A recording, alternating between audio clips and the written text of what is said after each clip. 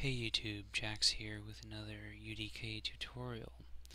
What I'm going to be showing you in this tutorial is what these little icons up here, these little tools do, and what they're best used for.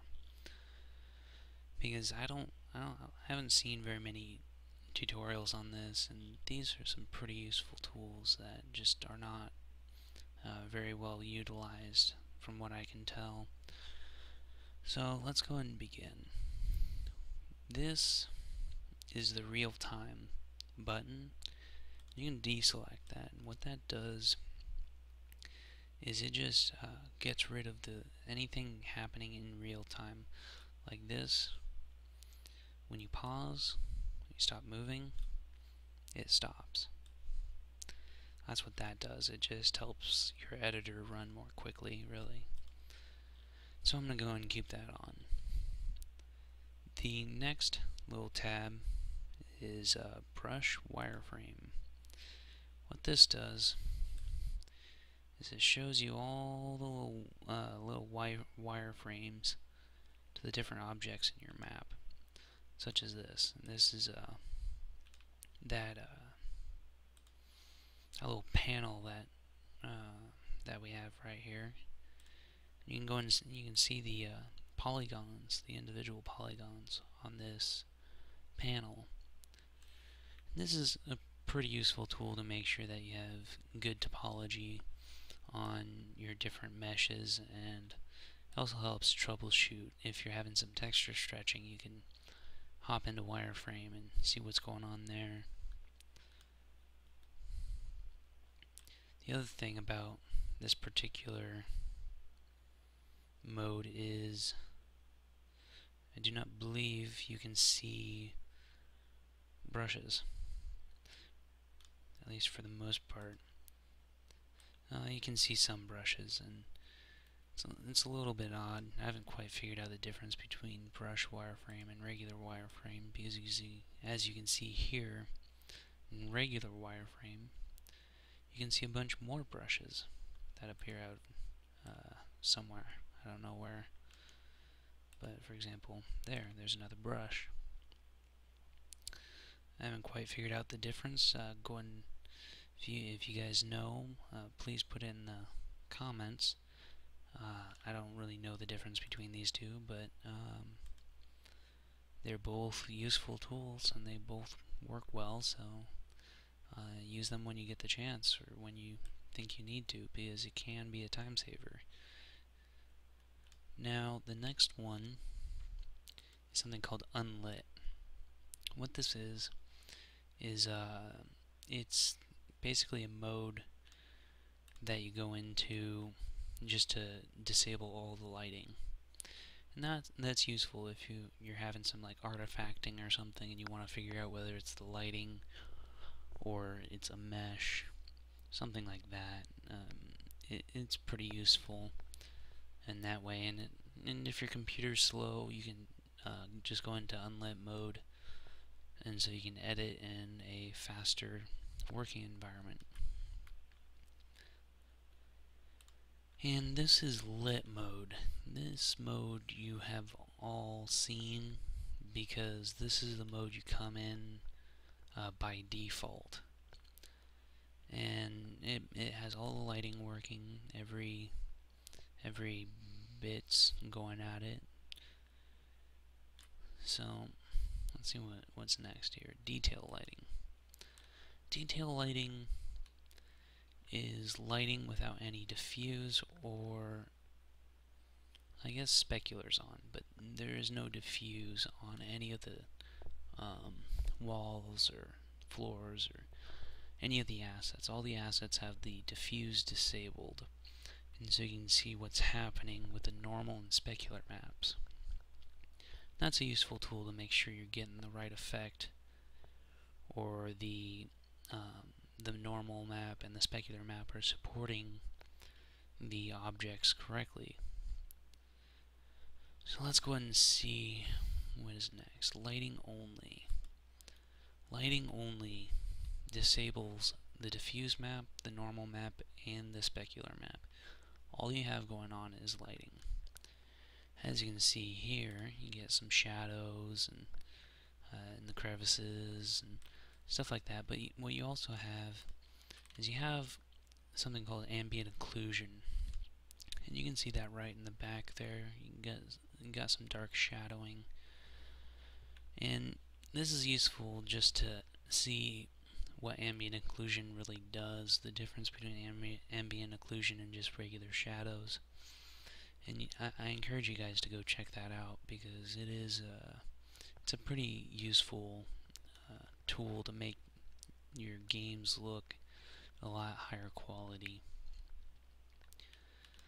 Let's see what the next one is here. It's a light complexity, and this is just showing what lighting is complex and what isn't. And really, you got the green and the black, not much in the middle. The green is complex and the black isn't. That's really all there is to it. I haven't found this one to be really useful myself, but the next one, I believe it's the next one, this one's extremely useful. And this one, it's called texture density. And what you can see is you got some green over here, you got some green back there, a little bit red, some orange and yellow, and some more green in here. You also have a bunch of blue, and what texture density does is it shows the textures that, well, it just shows all the textures and how complex the textures are on its memory footprint. So what we got here is blue. All this blue is very small textures. They don't need a whole lot of computing to bring it on screen.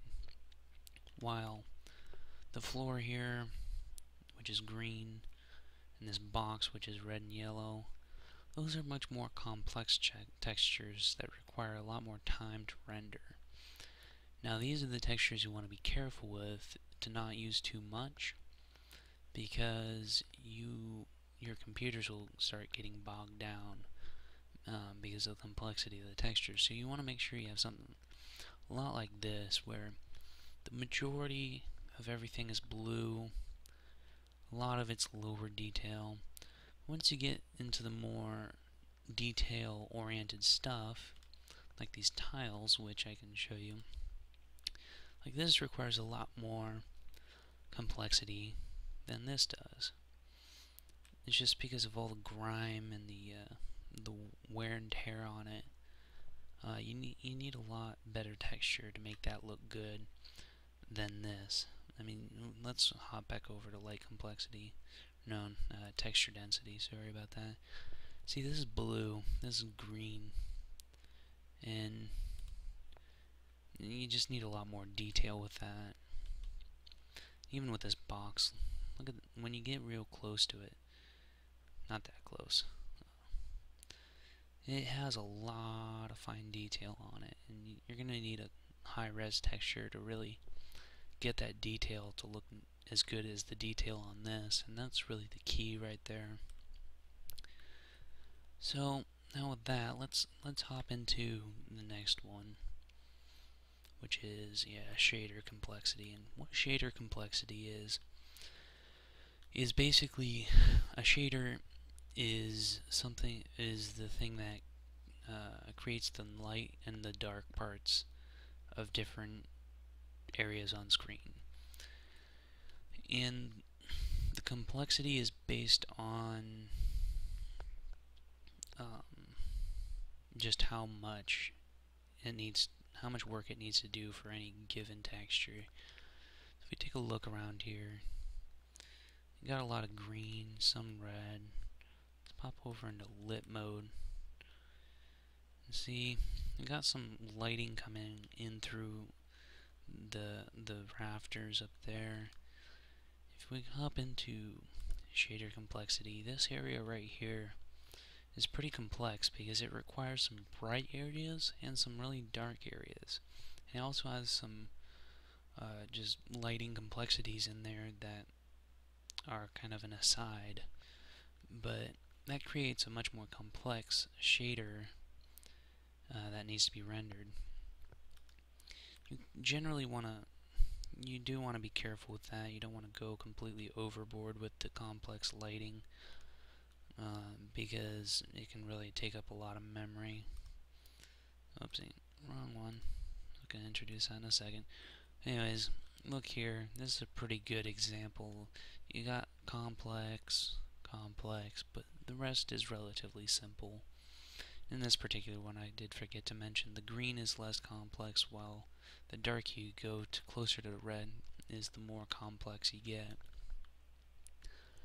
Now let's hop over into light map density. And what light map density is, it's the complexity of the light maps, and a light map is predetermined lighting that you normally do in a 3D application software before you get it into the engine. And it creates much better lighting for less memory footprint. So it's good to use those quite a bit because it can be a real memory saver.